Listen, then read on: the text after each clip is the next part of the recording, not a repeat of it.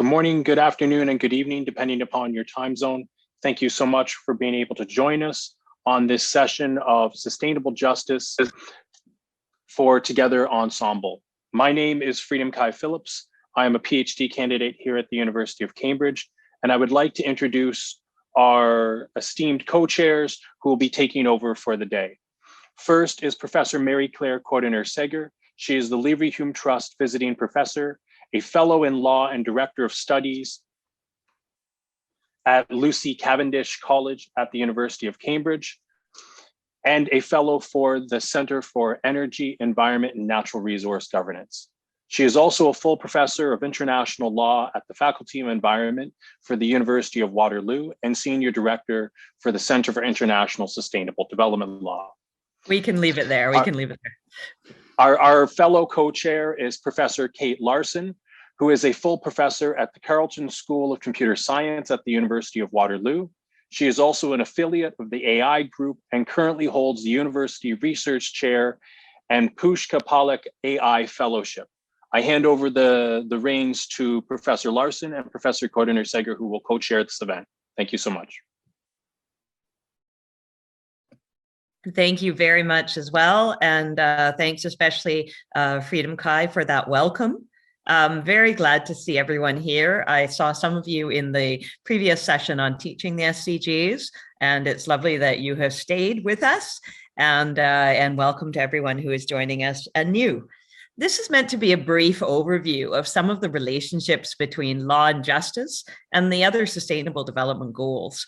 And it is also an opportunity to highlight a very exciting project that is being done at the University of Waterloo that combines law with a scientific mind of mathematics and computer science and AI.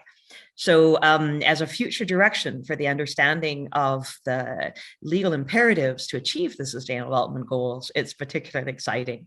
So together with my co-chair, who is of course a professor in that faculty, I'm very happy to be welcoming you and to have you here in this session to talk about justice and sustainability. I'm going to let Kate say a few words as well, and then we'll jump straight in. Well, thank you, Marie-Claire. So as Freedom Kai said, my name is Kate Larson. I'm a professor of computer science. And I think this is a really, my background's in artificial intelligence, so I've had an interest in sustainable development and sort of climate change initiatives in some of my applied work.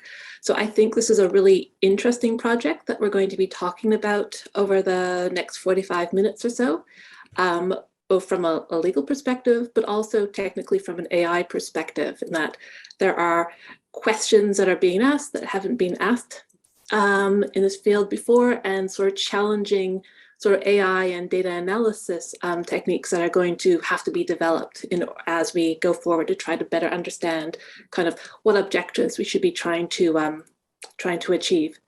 So I'm looking forward to hearing everybody's perspectives and getting feedbacks as we continue to work on this initiative. Thank you very, very much. Now, I think there's been some kind of technical glitch, and the slideshow that I was going to show might not be available. Blessing, Freedom Kai, can either of you confirm?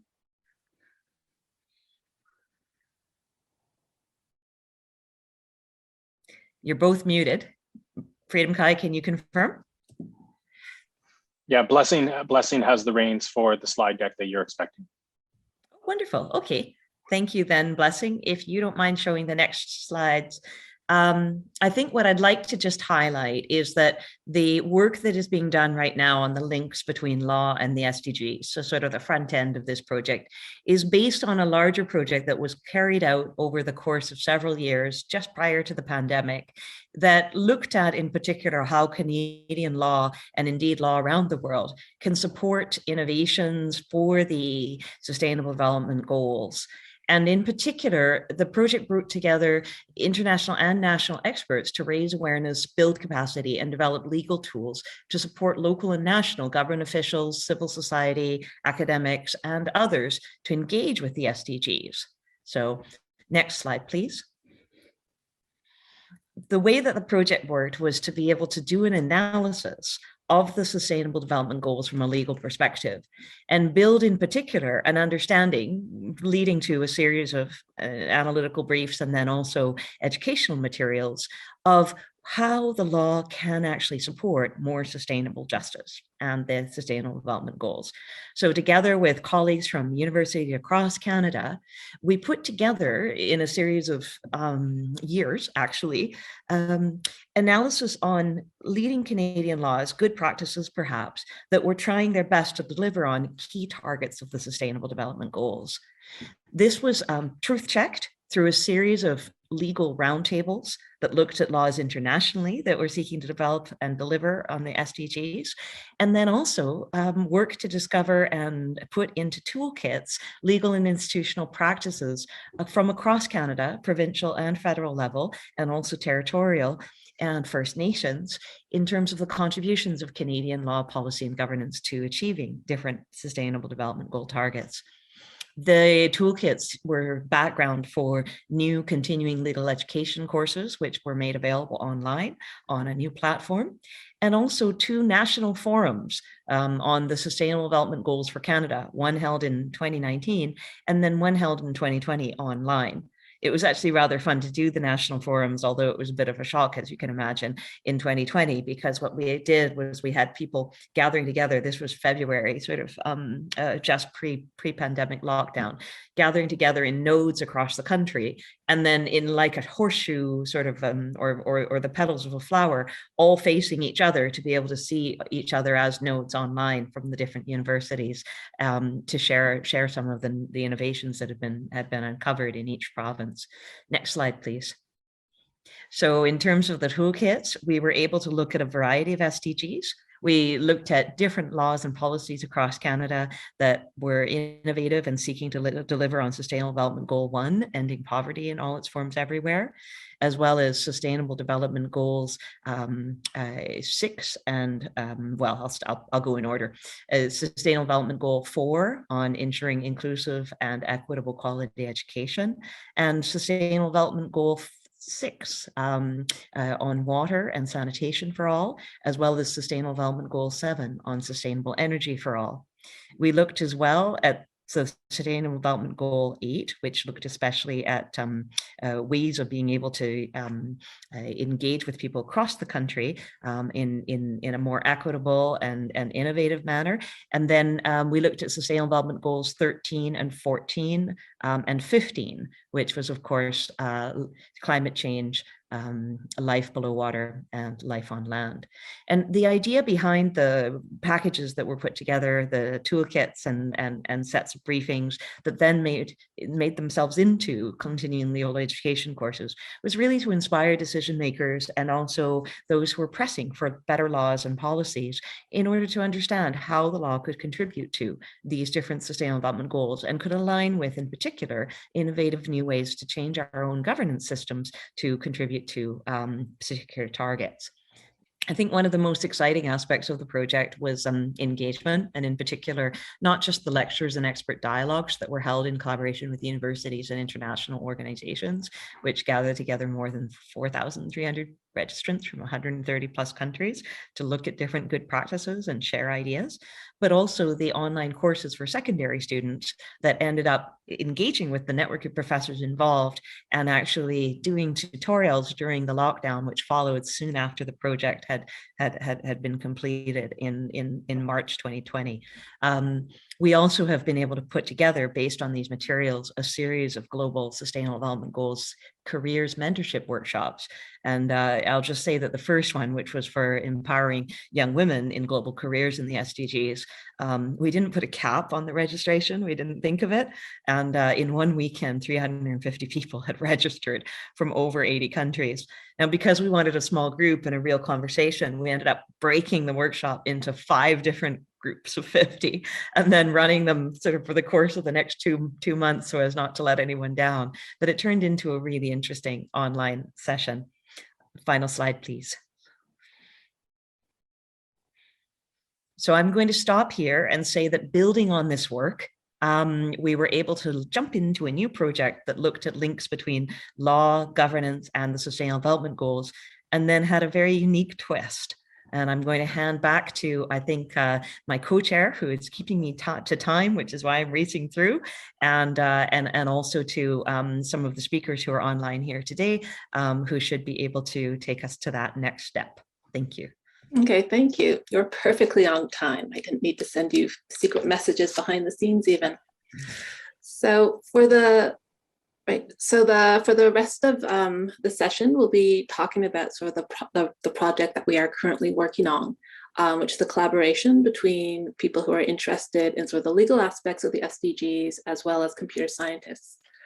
For the first part, we'll have a summary of the different legal approaches that are being taken, and sort of the obligations and how they relate to SDG targets. And so I'd like to introduce sort of the three speakers who will be talking next. They are Blessing Ajayi, who's a doctoral candidate at the University of Waterloo's School of Environment, Enterprise and Development. So her research interests lie at the nexus between sustainability management, sustainable trade, climate change, and partnership for sustainable development. We'll also have Courtney Jacqueline, who's an articling student with DDG Law Corporation, Victoria, Canada, who's anticipating being called to the BC Bar in May 2022. And her work is focusing on Aboriginal environmental law, and she's previously worked as a policy analyst with the province of BC's Wildlife and Habitat Branch. And then finally, Freedom Kai Phillips will be speaking in this session. He's a doctoral candidate at the University of Cambridge, an operations director and a legal research fellow at the Center of International Sustainable Development Law, and a member of the IUCN World Commission of Environmental Law. So I would like to invite Courtney to begin speaking. I believe she's going to be talking about SDG 15, the Forest Act in BC. Okay, Courtney, you have 5 minutes. Thank you, Kate. So my research task was to look at BC forest legislation and see whether this legislation contributes to the achievement of SDGs 15.1 and 15.2. So 15.1 focuses on the conservation and restoration of terrestrial and freshwater ecosystems, and 15.2 on ending deforestation and restoring degraded forests. So I looked at the BC Forest and Range Practices Act and all of the associated regulations, both reading the legislation and using a keyword search to identify provisions that speak to both sustainable development goals. I'll go through the results in the next few slides, and some of the highlights are in the bold green font. So with respect to 15.1, conserving terrestrial ecosystems, I found provisions in the legislation about maintaining a certain percentage of a cut block for wildlife trees, requirements to identify certain areas, so ungulate winter ranges, wildlife habitat areas, and old growth management areas in forest stewardship plans. And these commitments in the plans are legally binding. Next slide, please. With respect to the conservation of freshwater ecosystems, examples of provisions include a requirement to protect water quality, water quantity, fish and fish habitat, requirements to maintain natural surface drainage patterns, others including harvest restrictions within riparian management zones, and requirements to protect fish passage and fish habitat. Next slide, please. The next part looked at restoration, so both restoration of terrestrial ecosystems and restoration of aquatic ecosystems. So with respect to terrestrial ecosystems, some of the provisions in the legislation regulations spoke to requirements to establish free-growing stands in accordance with forest stewardship plans, as well as requirements to protect the productive capacity of harvested areas by rehabilitation. So, but this is limited to compacted areas. So I believe Blessing will be talking about some of the challenges, and it's hard to know how effective something is or how much area is considered compacted. Finally, there were requirements in the legislation with respect to reforesting harvested areas. And in my review, I didn't find any results with respect to the restoration of aquatic ecosystems. Moving on to Blessing. Thank you, Courtney. So I'll just be quickly talking about the Quebec Environmental Quality Act and the provisions within the act that we found contribute to SDG 13, so specifically SDGs 13.1 and SDG target 13.2. And so for target 13.1, which is to strengthen resilience and adaptive capacity to climate-related disasters, there are two things particularly that we found in the Environmental Quality Act. The first one is on resilience. And so withdrawal of water must be exercised to foster sustainable, equitable, and efficient use of water resources, and must take into account impact of climate change. And then on the issue of adaptive capacity, so cumulative water withdrawals should be should be considered every 5 years, but it should also be considered in light of ecosystem impact. The precautionary principle, which is something that's really important, as well as the effect of climate change that may damage the aquatic basin. And moving on to target 13.2, which is to integrate climate change measures into policy and planning, I found a bit more under this target. The minister is expected to take into account climate change risks and anticipated adaptation measures, with the minister granted discretion to recommend an environmental impact assessment for any work, activity, or operation which involves major environmental or climate change issues. So on project approvals, for example, the GHG emissions attributable to the project, the climate change risks in the surrounding environment, the projects, the adaptation measures, and its impact on achievement of GHG reduction goals. On issues of authorization, so on issuance of authorization, the minister may prescribe measures. The minister may prescribe measures to protect the environment, monitoring and reporting requirements, site restoration measures, post-closure, and impose measures to reduce GHG emissions of the project. So the minister actually has the authorization to do this. There is an obligation to carry out an environmental impact assessment, like I mentioned before, and there may also be an additional review required where the project involves major climate change issues. And then the final thing was that Quebec established a GHG reduction target every 5 years of a minimum of 37.5% below 1990 levels, with targets influenced by the characteristics of GHG advances in climate technology, as well as socioeconomic and environmental consequences of climate change. And I'm just going to hand over to Freedom to do the next one. Thank you so much. So in my review, I took a look at the Nova Scotia renewable energy legislation, in particular, their Marine Renewable Energy Act and the Renewable Energy Electricity Regulations. And what we were examining was the way in which these frameworks helped enable the achievement of SDG 7.1 and 7.2, specifically ensuring universal access to affordable, reliable, and modern energy services, and increasing substantially the share of renewable energy in the overall energy mix. So first, speaking to SDG 7.1. The aim here was to hone in on the ability to have affordable, reliable, and modern energy services, with a couple of key obligations that were identified.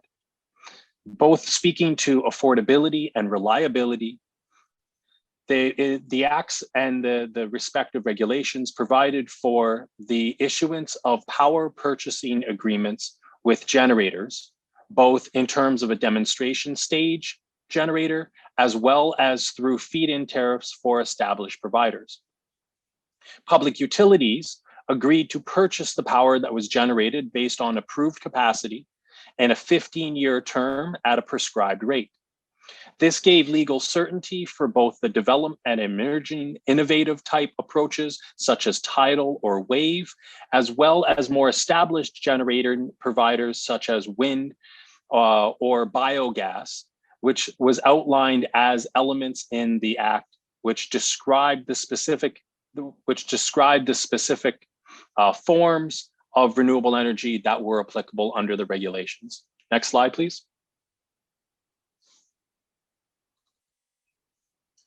Speaking to increasing the share of renewable energy in the global mix, or in this case, the local mix, we honed in on what it meant to have a low carbon intensity energy type, and the definition that was provided in the legislation for renewable energy forms.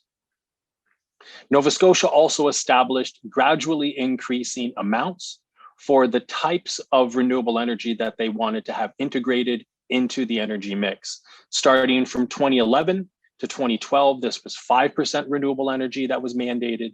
Over 2013 to 2014, it increased to 10%, and it had a ratcheting up effect from 2015 to 2020, and then subsequently at 2020, we now have a 40% mandated amount of renewable energy that is then fed into the energy mix, allowing consumers to gain access to renewable energy sources in a significant way. The Act also provides for, more broadly, this feed-in tariff system, which allows for differential rates dependent upon the type of producer. One that is of interest to draw attention to is the community feed-in tariff rate, which is specific for universities, municipalities, and Aboriginal communities. There is a designated approval process whereby initially the minister is able to establish the prescribed rate. There is also a designated InterMinisterial body which establishes the rate for the community feed-in tariff process. This would mean that communities such as Aboriginal communities would be able to benefit from a preferential rate rather than that which would a commercial entity might be able to garner through the feed-in tariff process. Recipients who receive approval must also provide an audited financial report demonstrating progress, energy that is produced versus what their initial projected capacity is. So there is a degree of transparency that allows for good governance principles. And overall, what we have found is that the Nova Scotia legal framework does actively aim to produce an enabling framework that allows for the achievement of greater dissemination of renewable energy across the energy mix. Thank you very much. Okay, well, thank you. Oh, that was very interesting.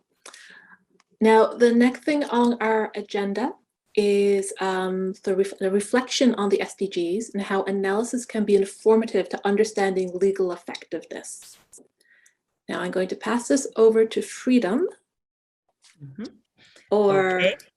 And I think we had a video that they were trying to film because Manuela was in another meeting, and they're having a technical problem actually showing the video. So what we would maybe want to do is jump forward a little bit to be able to take any questions based on the recent presentation before Kanav is going to give an exciting way forward with AI.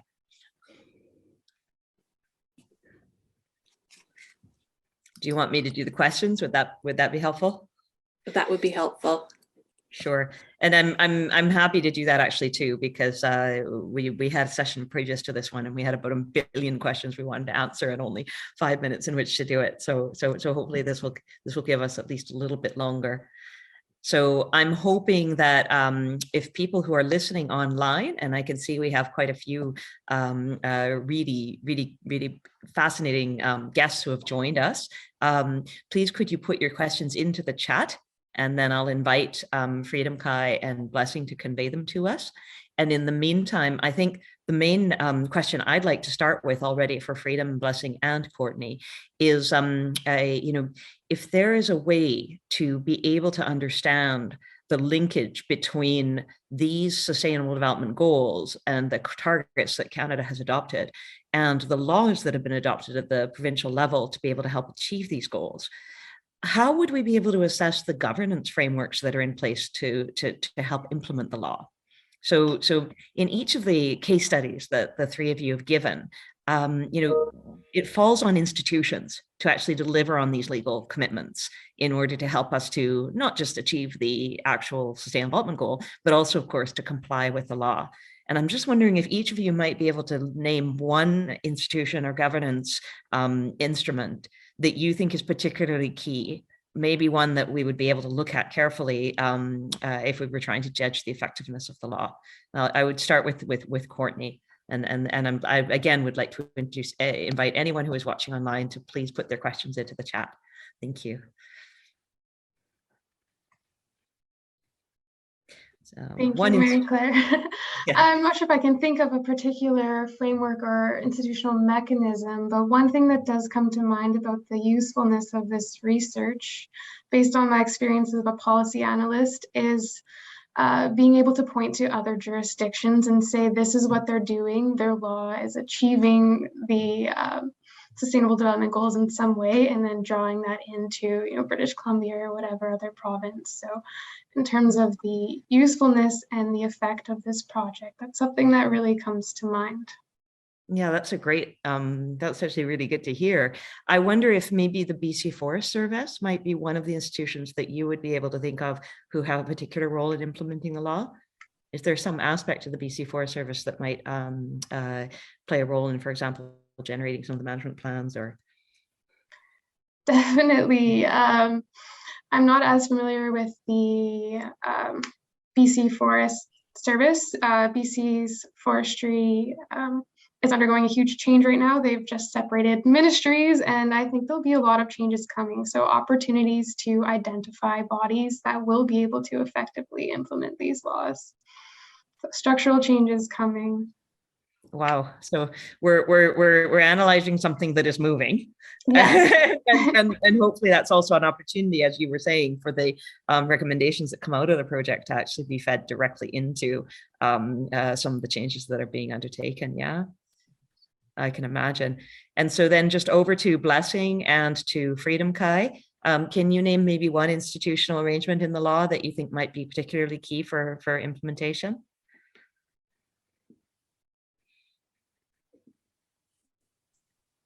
I'm happy to. Okay. Oh, go ahead. No, go ahead, Freedom. Okay, I was going to jump in if it gives you a second to think, as my computer is slowly coming to terms with its technical glitches. For me, the institutional arrangement I would draw attention to is this interministerial approval process, seeing how there is a specialized regime that allows for approval specifically of community feed-in tariffs that has such an impact on, for instance, the role of Aboriginal communities in being able to be enablers or providers of renewable energy sources. I'd want to hone in on the membership of that committee. What are some of the procedures and powers of that committee? What's their voting? How representative is it? And is there voices that adequately represent Aboriginal communities in there? Yeah, absolutely. And that would be a really interesting one to be trying to find data to track online as well. Blessing, in the environmental law that you were looking at, that in particular has climate change provisions, can you see an institution that we depend on to be able to help us implement it? I think so I looked at the Quebec Environmental Quality Act, and I would say I think that the provision to establish a GHG reduction target every 5 years, rather than just putting a blanket target, I think is so that reiterative process of always coming back to the target and updating it as we go, or as they go as a province, it's, I think, really something that we can learn from and apply. Just like Courtney said, that other provinces can also adopt and use. So I think for me, it's just that reiterative going back to the targets every year rather than just setting one target, because everything is constantly changing, as we see. With the IPCC report that was that just came out this week. Early last week, is that we need to constantly go back to these targets and make sure that we're not just, that we just don't have a target that's not reflective of what's going on in the world. Thank you. Excellent. And that's both an institution, but also an institutional mechanism, right? To be able to come back and look at the target and ratchet it up if necessary as well. And then, of course, who verifies that is going to be part of the implementation challenge for sure. Excellent. Now, are there any other questions that other participants who are online would like to place in the chat? Because I'm happy to take them. I don't want to ask Freedom and Blessing to convey them to us when actually they're really coming back to them to ask for their views in response. Maybe there is one more which is kind of implied from what everyone said as answers, and that is that, of course, as well as official institutions, there are also usually mechanisms for public participation. And I can see how in each case, whether it's delivering on provision of renewable energy or climate action or life on land, biodiversity and forests, there's a need for the public to be engaged and involved and to be able to have access to information and access to opportunities to participate. Can you think of any of the good practices that we've studied in this project, or indeed that you've looked at in the lodge that you've been analyzing, that do their best to encourage public participation? And I'm going to come back around again to Courtney and to Freedom and to Blessing. If you can just look at maybe one public participation mechanism that is in place surrounding the law that helps to make it possible to implement and be effective. And in particular, if you know of any databases that are made available online. And yes, here I'm starting to feed directly into CanHub's presentation that is coming up. But if you know of any public databases or even databases that the public, if they ask politely, would have access to, please could you highlight them? So I'll probably come around to Courtney first. The forest law that you've been speaking about, can you think of ways that the public participates in helping to make this law more effective? And any databases or information that's made available to assist with that. I might need you to unmute. Sure, yeah, yes. So I did look at the Forest and Range Practices Act, and as I mentioned, there's changes coming, and there has been review over the past several years where both public and Indigenous nations, Indigenous groups have been able to provide input on what a new act could look like. So on the BC government website, you are able to the public was able to, participate in that process of, revisions and reviewing. And so hopefully we do see a stronger law come from that process. So while we looked at the Forest and Range Practices Act, hopefully in, a few years, we have a new act that has even stronger commitments and perhaps more explicit recognition of the Sustainable Development Goals. Thank you. And over to Freedom Kai. Thank you so much. In terms of consultation, there's actually public consultation in the establishment of each of the special options. So there's a few different types of projects. There's these pilot projects, and then there's more formalized projects. There's consultation process, both public and with key stakeholders at each stage. So it's really interesting to see the types of voices, the type of perspectives that could be shared there. And I think it's really critical, given that these things, for instance, in the marine space, are potentially eyesores on the coastal zone, to see what the perspectives are that are provided by the communities, if they are balancing the natural environment and the value that has to them, or if they're also taking into account that these are providing clean forms of energy. Yeah, absolutely. And actually that's a fascinating point as well, because public participation is never a one-way street, right? Even as the public is consulted and engaged and they have access to information and sometimes access to justice, access to ways to make claims about their views, they also are learning and being able to become engaged and empowered. And sometimes we'll see changes, even in our own lives. When I talk to my sons about, oh, look, there's those wind turbines, do they mess up your views? My sons look at me like I'm crazy, and they say, no, that just shows we're getting clean power out here in Wales, Mama. Why are you saying that's ugly? That's beautiful. So it's a different kind of mentality just over 20 or 30 years that has shifted, and a very inspiring one, that people would see wind turbines on the horizon as something that meant that they were living a cleaner life. All right, so I'm going to come over to Blessing in case there are public participation mechanisms in the Quebec law that you would like to highlight, or even databases or places where information can be available. Totally setting up CanHub here. so yes, the Quebec Environmental Quality Act does have a public participation process. So I'm speaking to the GHG reduction target, the every 5 years climate change targets thing, they make sure to take into account advances in climate technology, but they also take into account consultation with, or they also go through a consultation process with relevant stakeholders, including particularly indigenous people. So there is a process through which the relevant stakeholders can go through. There's a process that they go through to make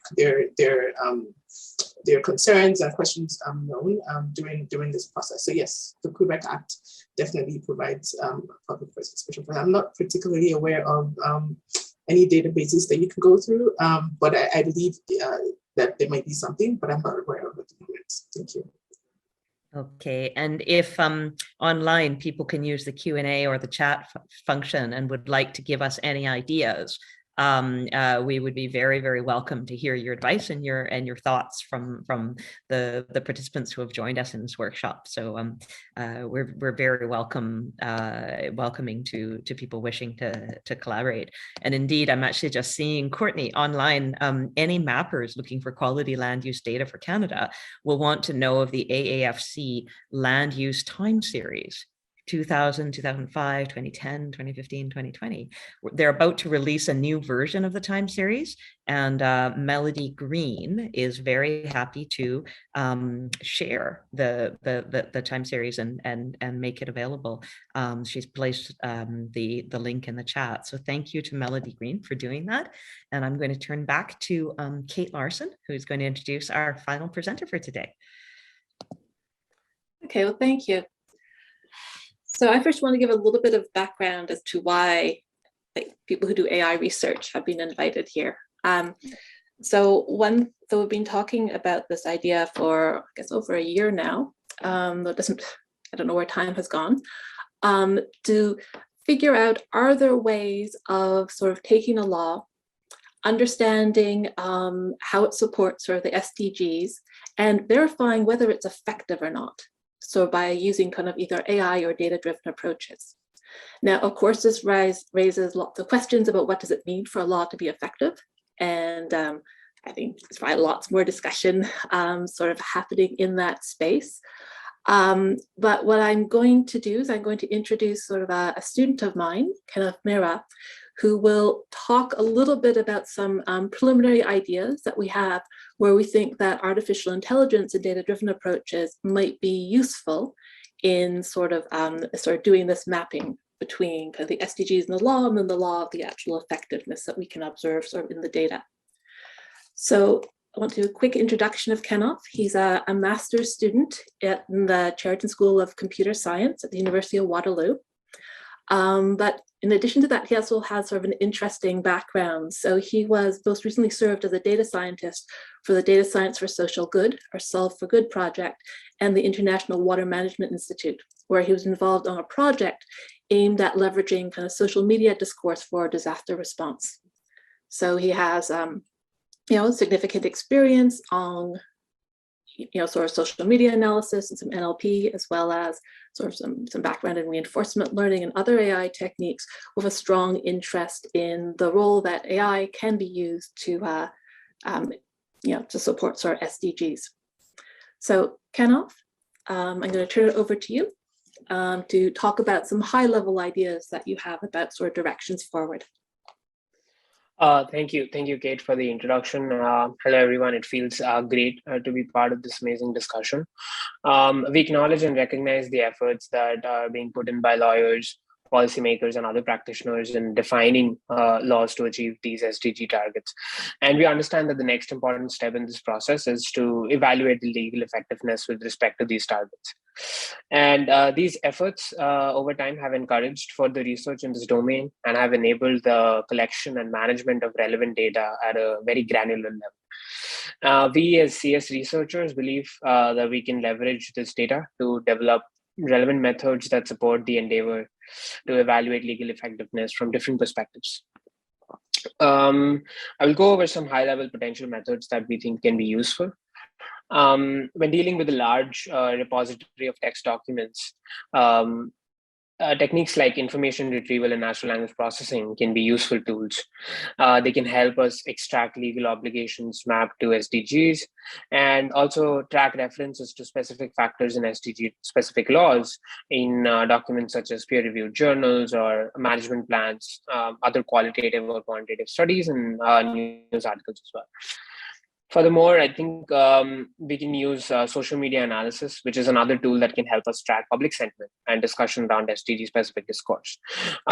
This can also help encourage public participation, as it was highlighted earlier in the meeting as well. Finally, I believe causal analysis techniques would be very helpful to enable us establish causal links between legal obligations and the respective SDG indicators. This is obviously a very non-exhaustive list of how and where AI can be of use. But however, when thinking about AI's application and methods in this space, we should also be mindful that these methods come with their own set of limitations and challenges that we have to address. Some of those challenges start at the fact that we need technical and a very well-defined definition of legal effectiveness that can help AI sort of address this issue. Secondly, I think before we think about an AI system that evaluates laws, we also need to understand and think about how we would evaluate or verify the AI system that would in turn evaluate laws. And AI methods come with their own set of heavy data requirements. So we should be aware of where we can get that data from. And finally, I believe that aggregating different techniques and methods into a single system that can help us evaluate legal effectiveness is also important. We need to be mindful of very different factors, political or socioeconomical, that may impact legal effectiveness, but cannot be measured. And with every AI method, I think we should also account for generalizability, bias, and fairness. That is some of the most important questions when it comes to the use of AI in real-world public policy. Finally, I believe these areas are definitely worth exploring, and it gives us multiple opportunities and opens up new avenues for interdisciplinary research and collaboration. It gives us an application to focus on and advanced research and support evidence-based law or policy making. And this can be established, this can help establish partnerships with the on-ground workers, NGOs, and have more initiatives like the one we have right now. With that, I think I will hand it back to Kate. Okay, well, thank you. I am aware of the time. So I don't know if we actually have more time for Q&A, but I said I will pass it over to Marie-Claire. Well, I'm just going to say thank you very much to everyone who has joined us online for this session. And I'd like to make a special thanks to the researchers, Freedom and Courtney and Blessing, who are doing this work together with others, building on the shoulders of the previous project with Economic and Social Development Canada, ESDC, that helped to prepare those initial materials. I would also like to especially thank Kate and Kanav and the others from my colleagues in the computer science and mathematics and AI disciplines who have joined together on this fascinating enterprise of discovery and pushing the frontiers. It's been a privilege to start walking down this path with you and to see some of the opportunities that are coming up in this area when you get people from such diverse disciplines together to try to look creatively at the solutions. So thank you again to everyone who has joined us online, and thank you especially to Kanav and Kate for co-chairing and co-presenting in this session, and especially warmest of thanks to all of our participants and to our colleagues at Together Ensemble in the Sustainable Development Solutions Network for such an interesting session. Thank you.